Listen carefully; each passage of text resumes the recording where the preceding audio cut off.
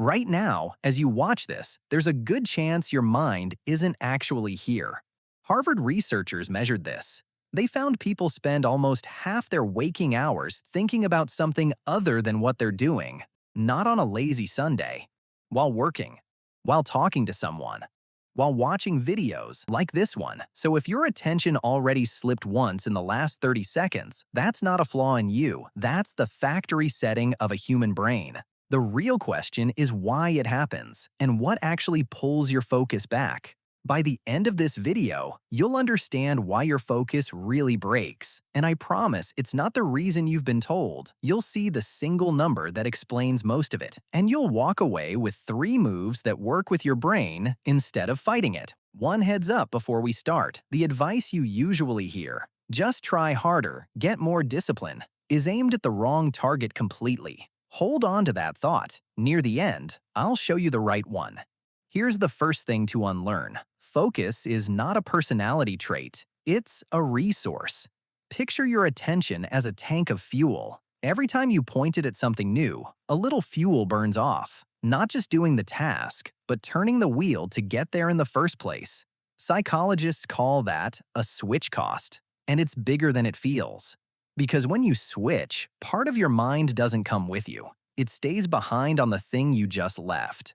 A researcher named Sophie Leroy gave that leftover piece a name: attention residue.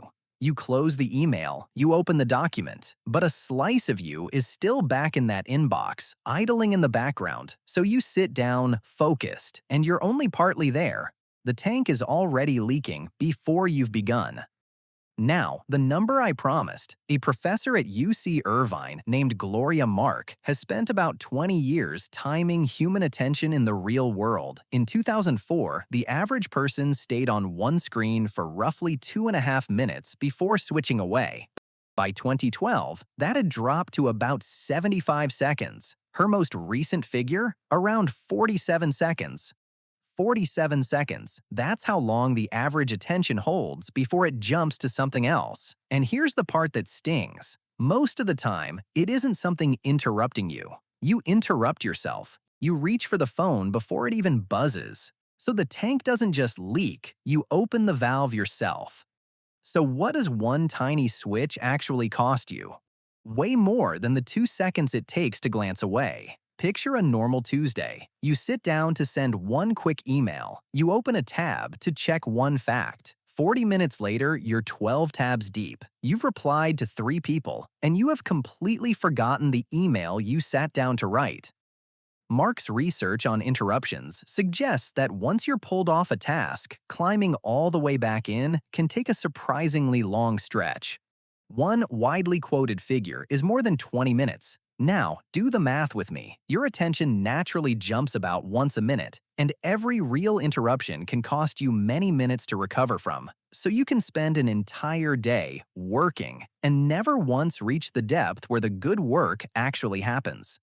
That fog you feel at 5 o'clock, busy all day, but you can't point to one thing you finished? That's the bill for 1,000 invisible switches. So that's the problem. A leaky tank, a 47-second brain, and a switch cost you can't even see.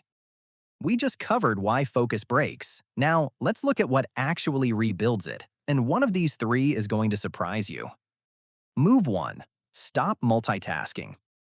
Because you were never really doing it. Your brain physically cannot run 2 demanding tasks at the same time. What it actually does is flip between them, fast, paying that switch cost on every single flip. So, writing the report while answering Slack isn't 2 things at once. It's the most expensive possible way to do both, badly. The fix isn't heroic. Do one thing. Finish a chunk of it, then, and only then, switch. One task at a time isn't old-fashioned. It's just far cheaper for your brain to run.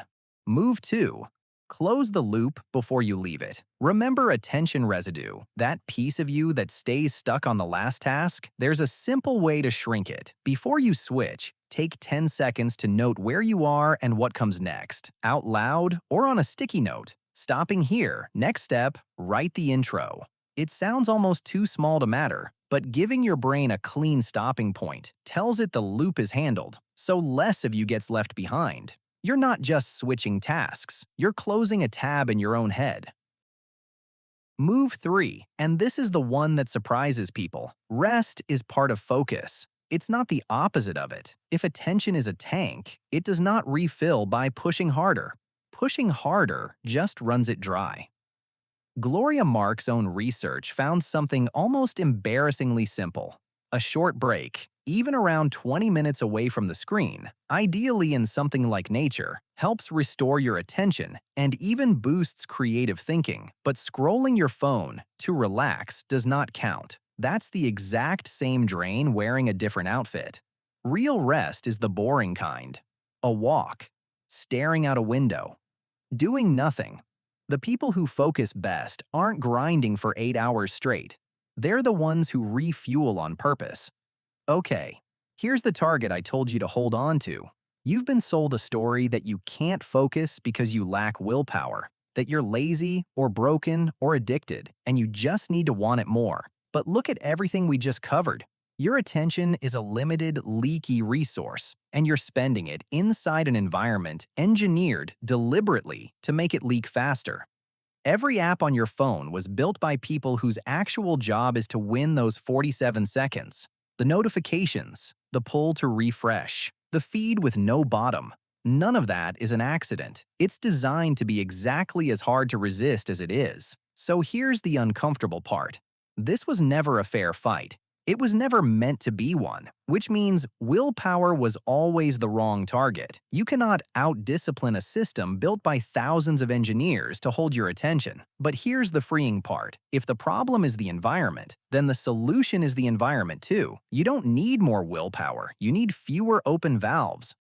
Phone in the other room, one tab, one task, a real break. You're not weak, you've just been fighting on the wrong battlefield. And one more thing, because the doom around this gets overdone, Gloria Mark, the 47-second researcher herself, is careful here. She does not say our focus is destroyed forever. She says the way we focus is changing, and that we can shape it back. Your attention isn't broken, it's just been running inside an environment designed to fragment it. Change the environment, and it comes back. So here's the whole thing in one sentence. Focus isn't something you force, it's something you protect. Protect the tank, close the loops, refuel on purpose, and stop blaming a willpower you were never supposed to win with. If this changed how you think about your own attention, go ahead and subscribe, because next time we're going after the flip side of all this. Not how to focus, but why your brain is so easy to hijack in the first place. The specific hooks that capture your attention, and how to spot them coming a mile away. Your mind is worth defending.